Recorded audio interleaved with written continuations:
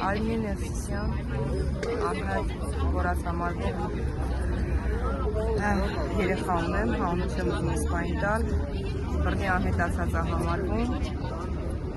Մեր բողոքի ակցիան նրա համար ենք հավաքվել, որ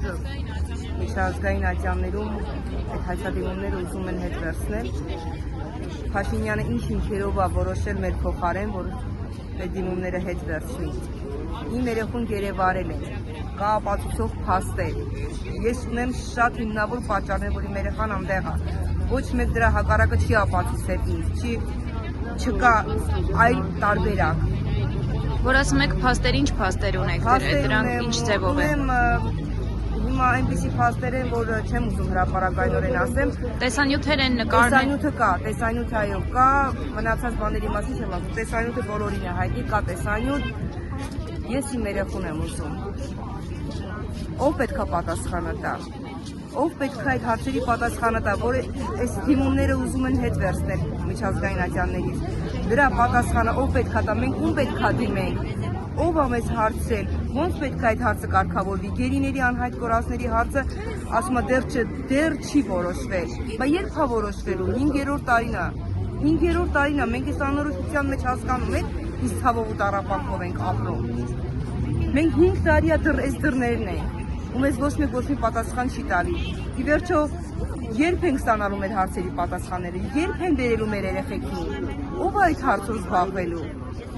Մենք չենք կարա այս անորոշության մեջ ապրել, չգիտեմ, հերթով բոլորին ինսուլտներ, ինֆարկտներ, հերթով բոլոր ծնողները մահանում են,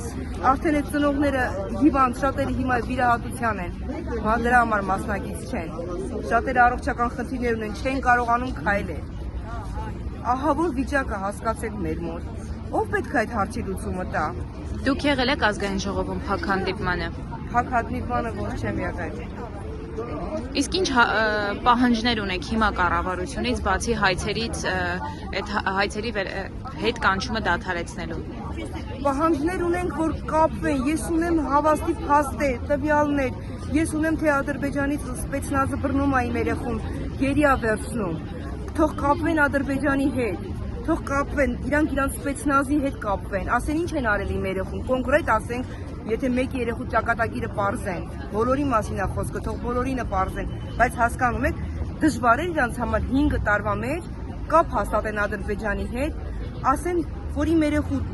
որ գերեվարել եք, 10 հոգուց ավել բռնել եք երեխուն, սպեցնազն է բռնում, ինչ է կարել այդ երեխուն,